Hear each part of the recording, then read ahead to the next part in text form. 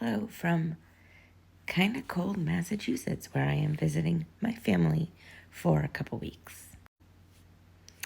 I was traveling and now I'm settled in here, and I thought I would probably take some time during the next couple weeks to clear out a lot of the stories that I've been meaning to cover and get them off my phone.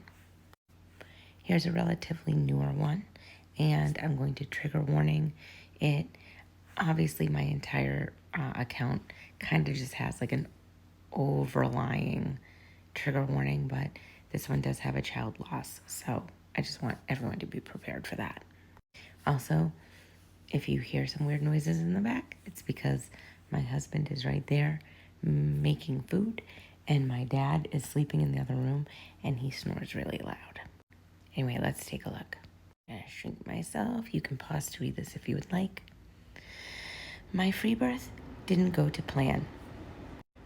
I'm still not really ready to talk about it, and I'm still a huge advocate of free birth, so I don't want to scare any of the other mamas with my story. But I am really in need of some support from like-minded women. This has been so very hard, and it's a long road ahead for my baby. If you are someone who prays, please keep my baby in your prayers. He needs them so much right now.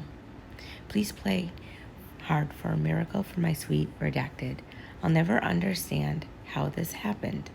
I wish I could just put my perfect boy back inside me and keep him there where he is safe. Sunday, April 2nd, I delivered my beautiful baby boy, redacted. Unfortunately, he flipped breech sometime during my laboring process, and he became stuck in the birth canal. He was stuck there for nearly 15 minutes before they were able to get him unstuck, and I was able to deliver him. He was born without a heartbeat and not breathing. At 31 minutes, they were able to get a heartbeat. He's in the NICU now, and we've got a long road of recovery ahead of us, but he's in the best hands possible. Our precious baby boy is at peace now. This pain hurts so deep. I long for the day that I'll be able to hold him again. I love you forever, redacted. My baby, you'll always be. So, here's some thoughts about this. First, she's still an advocate of free birth. I've seen this time and time again running this account. I don't understand how you can free birth, lose your child, and then still be a huge advocate for it. That seems weird to me. Additionally, I find it curious that her child is in the best hands possible when it is in a life-threatening situation, but not enough to give birth there.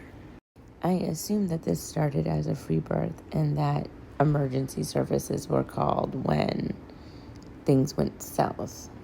But if medical services aren't good enough for you during your pregnancy and labor, then it's just hypocritical. My phone is like struggling to focus because it's so dark in here. I'm sorry, guys. And of course, there's always the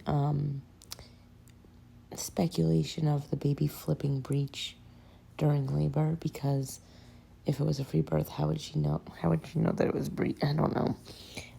I just find that questionable. Maybe I know it happens. I know it can happen, but it just seems to me like maybe if she had medical oversight during her pregnancy, she could have been more prepared for something like this. And I think my final thought on it is I will never understand how this happened. I mean, I understand how it happened, but she only wants to hear from like-minded people, which of course in internet speak means please don't judge me for the bad choices I've made. This is all old hat to me now. I'm very used to this language. I'm so sorry for this baby.